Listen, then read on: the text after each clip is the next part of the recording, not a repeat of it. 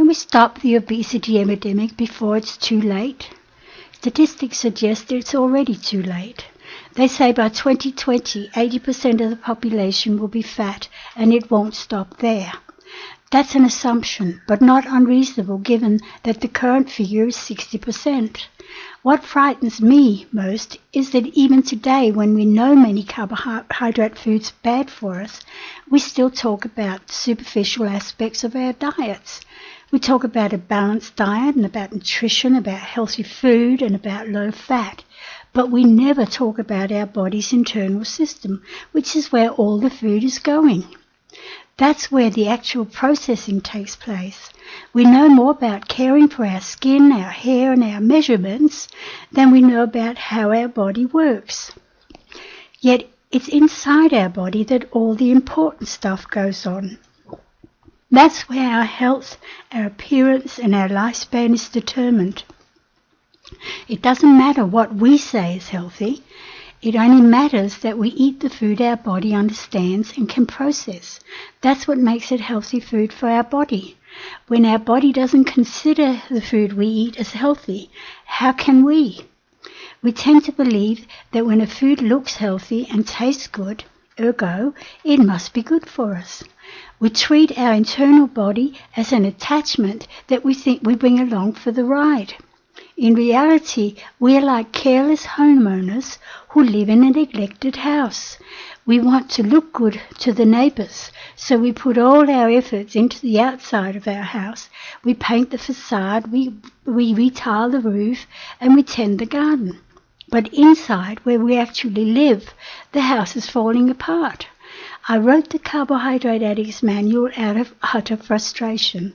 I want to alert people to the real dangers of carbohydrates. People have a right to know that we're being used to prop up diet experts and the giant cereal and snack food industry who support them. The only people who want us to understand our addiction so we can cure it are ourselves and the people who love us. What does our body need to get back to doing the job it was designed to do? The job that enabled it to control and balance our weight naturally. It's an important question because that was never supposed to be our job. I hear you say, where is the proof that our body isn't doing that job already? The proof is everywhere. We have a growing obesity epidemic. Type 2 diabetes is not far behind. We have the highest ever incidence of heart disease, colon and bowel cancer. Our pharmacies are stocked to the rafters with digestive and intestinal remedies. Every household will have at least one of them in their bathroom cabinet. Today, almost everyone diets and almost everyone is getting fat. Yet, just 40 years ago, very few people wanted or needed to diet. It's time to say it out loud. Diets have reigned for 40 years, and every one of them has failed.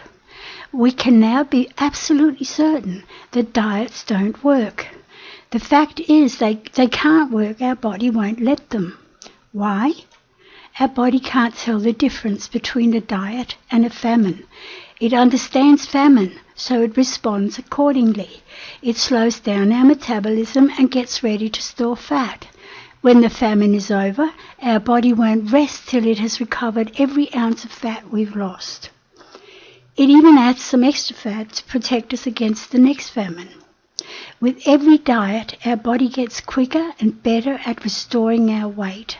But for us, it becomes ever more difficult to stick to a diet. That's nature.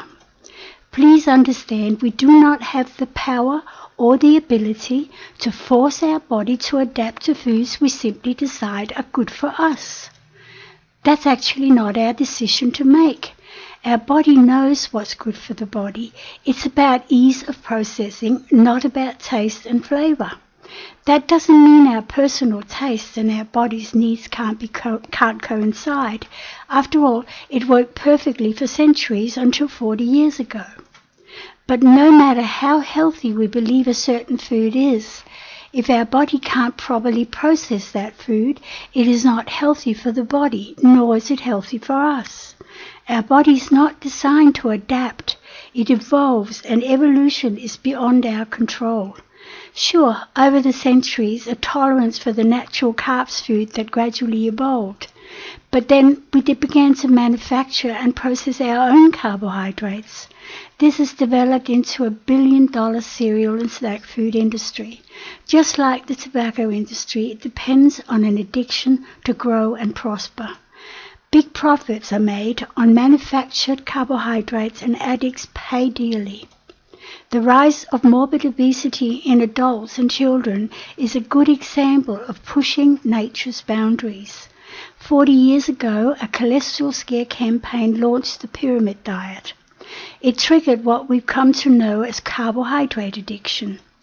This opened countless new opportunities for processed food manufacturers.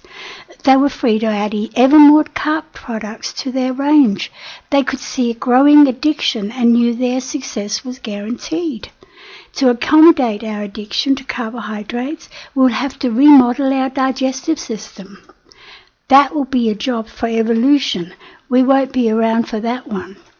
So today we have surgical procedures promising to do something similar. That's both dangerous and unnecessary. Surgeons need to know that. For almost 8 years, I have waited for a medical or scientific expert to come out and say what I say in my book.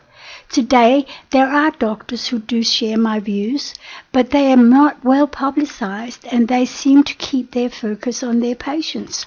I guess that's understandable.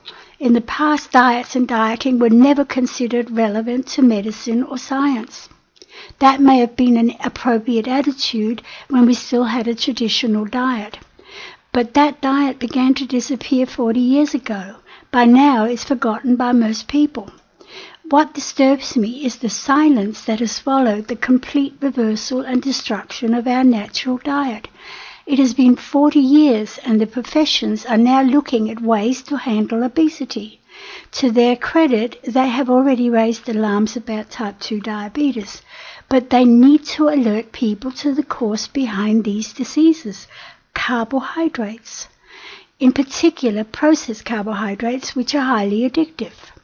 If you rely on a low-carbs diet, you emulate a smoker who turns to low-tar cigarettes, or alcoholics who swear they can get by on a couple of drinks a day if they have to, or the drug addict who promise every day to give up tomorrow. As many people have discovered, a low-carbs diet will manage the addiction, but not for long. Gradually, bad foods will creep back into your diet. That's our addiction leading us back by the nose, right back where we began. We don't manage an addiction, we cure it. I was an addict myself for more than 20 years. I once likened it to someone who jumps on board a fast-moving train that never stops. They have no idea where it's going, but it looks sleek and modern. The people in charge claim to have expert knowledge about trains. They are impressive, but we begin to sense that the journey is doing strange things to our body. We want to get off soon, but the longer we stay, the more difficult it gets to jump off. We wait because, more people keep boarding and nobody else is getting off. We just hope that all the other passengers know something we don't. The name of that train is addiction. This is your chance to jump off the train and cure your carbohydrate addiction. You may not get this chance again. If you're ready to cure your addiction and in the process lose weight for good, you've come to the right place. Don't miss this opportunity. And thank you for listening.